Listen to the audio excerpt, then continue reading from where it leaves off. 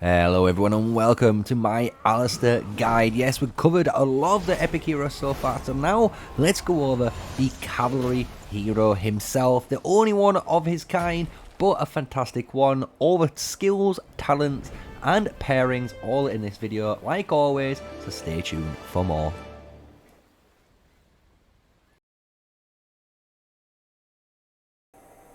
So yes, we're going to be going over Alistair today, the one only cavalry hero we got at the moment as an epic hero. So maybe in the future we might get access to maybe an additional epic hero just to balance things out, hopefully in the future. But we're going to go over all of your skills, pairings and talents today with the artifact choice as well for your Alistair if you're looking to play Cavalry, who you can pair him up with. And to be honest, Cavalry does have a smaller roster of heroes, but there is going to be some interesting picks that you can go for. So if you enjoy Call of Dragons content, smash that comment and subscribe to the channel and enjoy the video. So his skills are pretty sick, to be fair. There's only one skill that we are going to say that we dislike, and that is because of, if we look at the top of the talent trees here, we do get access to the rally talent, and this rally talent does impact, to be honest, our skills. So when we go to that first skill, this is a very cool ability. It's a 600 AoE nuke for the cavalry heroes, and he, again, being the only cavalry hero with AoE right now, is a fantastic option if you want to put him as a primary or deputy to other heroes like your Emrys and Bakshi. Because of this 600 AoE, physical damage on multiple units is going to shred them, especially when you get that unyielding rush. 1k rage generation to trigger this as fast as possible. When we go into the second stats, we're going to get 10% health and 10% physical attack. This is a Legion-based buff, so just remember this can be applied to any unit right now. Same with technically this, because there is no cavalry stat on here.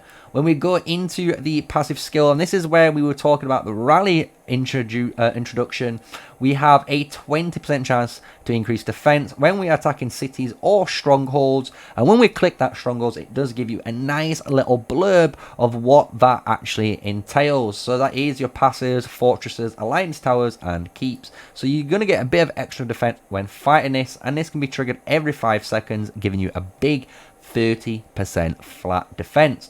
So this was the rally skill, and when we go into the fourth skill now, we're going to get the creme of the creme, the bit which makes Alistair really, really strong, to be fair. He gets a 30% rage accumulation speed and a 30% counter attack damage whenever his units has over 50% units. So this is a very cool effect. Obviously you're going to be above 50% at the start, and that's obviously when you're going to be the strongest. So having all of these insanely strong stats at the bulk will give you that edge in the open field. But when we go to the passive skill, this is where the cavalry almost specialization does start. So cavalry units led by Alistair deal 10% more normal attack damage and take 10% less damage, meaning they're overall more tanky, and cavalry are going to deal more damage if you have an Alistair awakened within that pairing.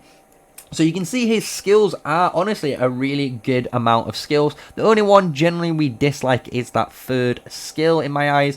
Nice 20% worth of stats and another 60% worth of stats depending on how you want to look at things. But a 30% rage accumulation speed is what is absolutely terrifying for a cavalry player, because that's going to give you all the chances to trigger that skill one more often. And obviously the more often you're going to trigger it, the more kills and hopefully the more damage you're going to be dealing to all that backline armies. So that's all of your skills covered. A nice, easy, brief overview. We don't have to go too crazy because Alistair, to be fair, is a very simple hero. But when we go into his pairings, that's when things start to go a little bit more of an oddball, since we can always depend on Alistair with either your Emrys, as you can imagine, or your Bakshi. Both are very, very powerful commanders to put with your Alistair for different reasons. If you want a more tankier march that does a considerable amount of damage, Bakshi will be that cavalry hero for you. But if you're also looking for a higher DPS all-in march, Emrys is going to be the benefactor for that, because you're going to get that massive damage, but on top of it, you're going to get even more rage accumulation speed. So in total, almost a 70% increase in rage accumulation. So it's going to allow you to fire those skill ones more often than not. Another option you can do, and this is where we start going a bit more freaky beaky at the moment, since there is no other cavalry heroes, we can start looking at things like Eliana. Eliana is a fantastic deputy to put behind an Alistair. But this is because, again, Eliana is going to give you all those tanky stats that you care about. You gain a nice little bit of shield and damage here, but that 30% normal attack damage reduction and 30% defense bonus when you cast in your rage skills because of the shelter trigger is going to make that Alistair super tanky. And whenever she does grant you a shield, you're going to heal a little bit 70% of the time, which is very high often than not. So really cool commander to pair with that Alistair. But now we're going to go into some crazy ones. So we also can pair Alistair with either Garwood, Hosk, Madeline, or even Nika. That is true. A lot of these infantry heroes are honestly very good with your cavalry heroes. The reason why Nika, for example, is a very good commander is it allows you to have an insane amount of damage, as well as a hero skill damage bonus and more counter-attack damage bonus for that march, which is very powerful. This is a similar system to the Emrys and Nika cavalry combo, and the same thing will apply when we were talking about Garwood, Hosk, or Madeline. These three commanders are there to make that Alistair super tanky. And you might be asking, why would I ever want to consider using an infantry hero with my cavalry? And a really good example of this is if you are trying to be a cavalry player.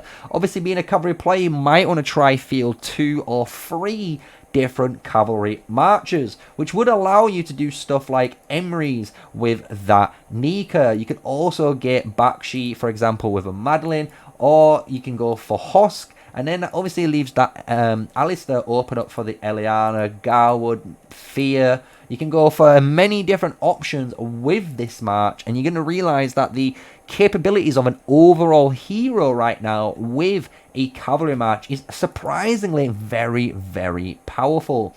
So with all that said, we've gone over the skills and pairings. I'm going to just go over now the artifacts, because the artifacts for cavalry are really fun.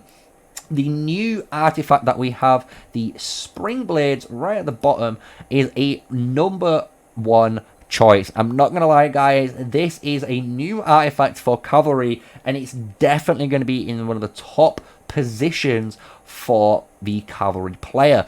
The reason is, as you're watching the little blurb or tutorial animation in the top right, you can see how much area of effect, damage, and burst in a single hit this will do. And this is an insane amount of damage you can apply to your cavalry troops, and on top of this, when you move away, you can see the blades, they return to your march. So you're able to actually fling this and not even need to be near the enemy, and you can be running away and trying to pull this to get maximum damage. Very powerful artifact, and would highly recommend this.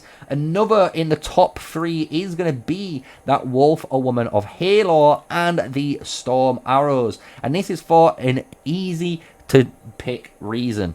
Everyone knows cavalry want to get in and out of combat, and Wolf Shadow is an exceptional range to do that. You can teleport onto someone and basically hopefully trigger that 1k unyielding rush trigger, and by doing that, you're going to wormhole almost back to that original teleport spot, meaning you're going to be able to get in and out of combat super fast. Very highly mobile artifact compared to the Storm Arrow, but the Storm Arrow does give you that rampage damage dealt increase. So that is the trade-off. Do you want higher mobility, or do you want a teleport that gives you more damage, but obviously it is going to be sacrificing the comeback of the wormhole of the Wolfworm of Halo.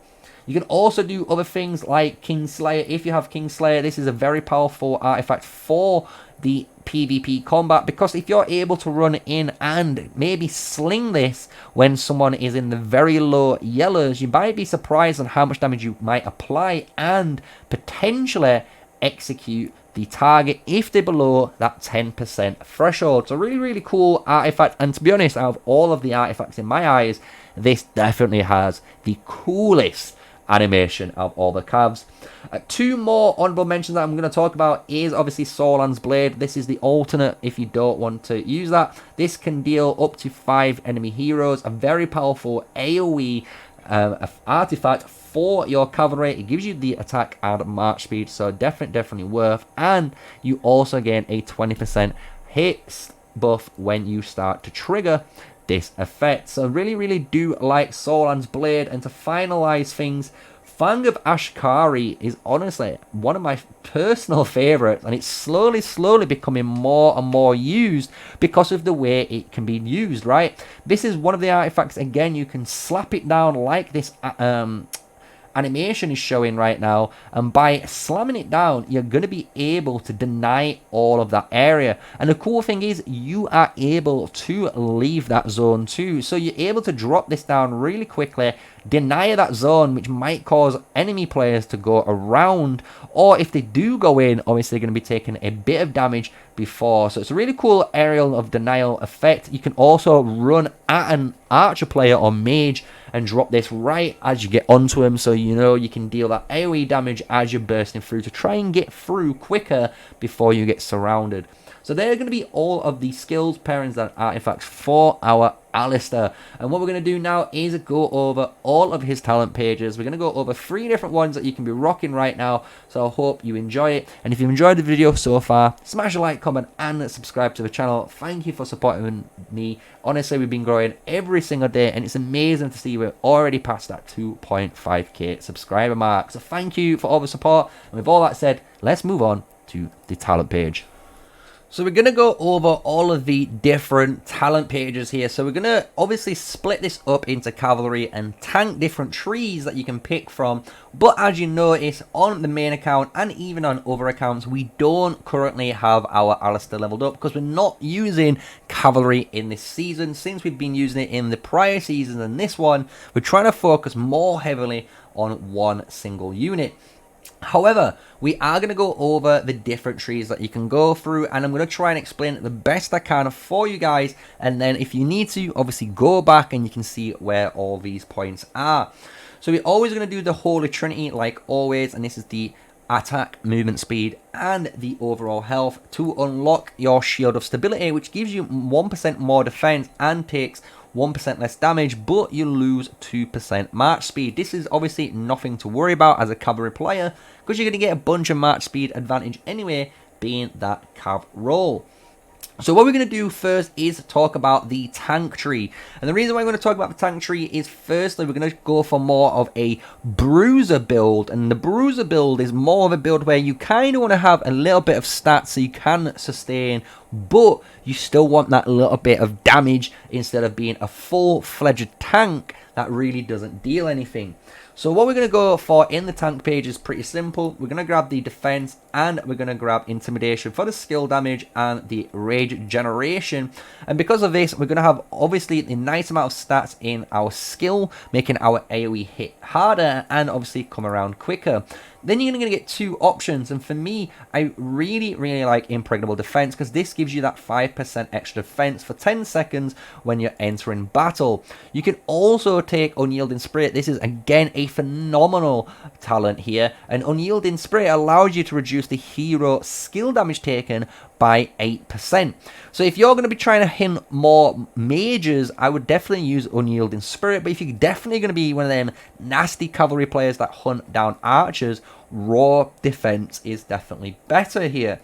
When we go into the second stage now, we're going to go into overall health and steel sinews to give us that health increase. So now we've had that little bit of damage already, and now you can see we're gaining that tank stat. So now we're going to start tanking up, and because of that, we're also going to grab the rage generation. So whenever we gain extra rage, basically, we're going to have a chance when we're above 50% when we're launching a normal attack to grant ourselves extra extra little bit of rage, and you'd be surprised that this will go all up to 10 more rage when you're above 50%, and it is a perfect talent for our Alistair, because if we briefly remind ourselves, this is a powerful 10% increase, and then we also get all of these stats when we are over 50%. So while we're over 50%, we always want to be taking advantage of that, and this is a similar talent. With this, you get two options at the end: Hearts of Iron, really powerful, or Vitality. And I honestly really like Vitality. Gaining the amount of healing that we do get throughout all of the stats as well gives us that extra little bit of sustainability as a Bruiser unit to deal damage and to hopefully get out in time. With this, we finish the tank build by going into the Cavalry tree, and with the Cavalry tree, it's a nice, simple tree to follow by. We get the movement speed, we will get the egoism to take extra, to take less skill damage, and then we will grab the rage generation and perfect ferocity. This will give us that extra little bit of oomph, since we already have a nice amount of tank stats and tanking capability from this tree. This is going to give us that rounded edge to give us extra damage. And when we're finishing it, again, if you're going for that purpose marksman killer, put your last point into the counter tactics. But until then, if you're not going to be doing this and you want a jack of all trades, you can reduce your defense by 0.3%, which won't be too much of a feel, but you can increase your attack by double the amount. So that is where we would be doing for the tank tree. So as a reminder, you're going to be going down the overall defense, intimidation, into encouraging dance, and then depending on your role, if you're going to be killing mages, go for unyielding spirit, or if you're a jack of all trades or archer killing, definitely go for impregnable defense. From there, you're going to be going up into overall health and steel sinews, then cloaked wrath, and finally going into vitality before moving back into that cavalry tree, which we just discussed, giving you the cavalry speed, the tankiness, as well as the rage and the damage now. So that is everything we're going to need to know on the first build, and that is the Bruiser build for our Alistair. And that is going to give you guys, again, a damage heavy build while being trying to be a little bit of sustained tanking, so you're not going to die instantly when you use your cavalry units. Now we're going to do a different approach, and this is a more super tank role. So we go down this same trees almost, but it's a little bit different. So we still go down the tank tree, and we're going to get overall defense, and then we're going to get swift analysis, and we're still going to get encouraging dance. We still want to take advantage of being hit as a tank, and by being hit, we're going to generate the rage that we are now sustaining through the damage that we are now taking as a tank cavalry unit. Again, the same rule applies. If you're going to be going for overall jack of trades, I would go for impregnable defense, and this will help against archers. But for any case scenario and heavily against mages, unyielding spirit is definitely a really powerful choice. Both of these are honestly really good. You can choose either one when it comes into this tanking tree. From here, we will still go down the overall health and steel sinews, and you can go down still the cloaked wrath to get that extra rage generation, or it increases the legion shield you receive by 5%. The reason why you can take this again is if you're going to pair that Alistar with your Alistair, or potentially even trying to fear or Madeline deputies for the cavalry tree. So when we finish this, we will be going down on Hearts of Iron instead. This is again going to give us more tanking capability, allowing us to survive after we go below that 50% mark, meaning we get even stronger compared to getting weaker. So really good tank tree. And then from the cavalry side, it's the exact same almost. We're going to go down the cavalry speed into egoism, then all conquering, and we still grab perfect ferocity just to give us a little bit of damage, because we still want to have a little bit of damage within this perfect tanking capability. And then I'd put my last point again into swift analysis, and that again will be your super tank cavalry tree for your Alistair. So it's going to allow you to tank way more than the other build, but the other build will be used more if you want a little bit more damage. So for the pure tank Alistair build, we're going to go over it again quickly as a nice summary to end the talent side of the second build. You're going to go down in overall defense into swift analysis, then encouraging dance. Pick either one or two of the different talents. It's up to you which you want to be fighting against.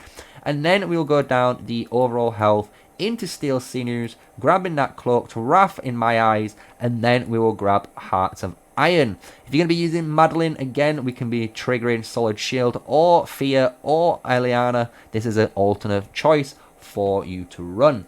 With that, you would then go into that cavalry tree. Like we said, we're going to march speed, into egoism, into all conquering, and then perfect ferocity, finishing off the build with swift analysis. And this will give you super tanking stats. So while you're running into those units and hitting that 1k unyielding rush effect, and obviously dealing an absurd amount of damage, you're going to be obviously being more effective. So we've gone over two different almost tanking builds. We've got one pure tank and one off tank, which is more of a bruiser. So let's go down the cavalry tree. And the cavalry tree is now the opposite to both. So if you want a hard hitting, and I mean hard hitting as hard as you can, march for your cavalry Alistair, this is the tree that I would advise going if you're going to be using the tree. So we're going to go down the cavalry side this time. We're going to go down cavalry speed. We're also going to get the cavalry attack, and we're going to get intimidation and perfect ferocity.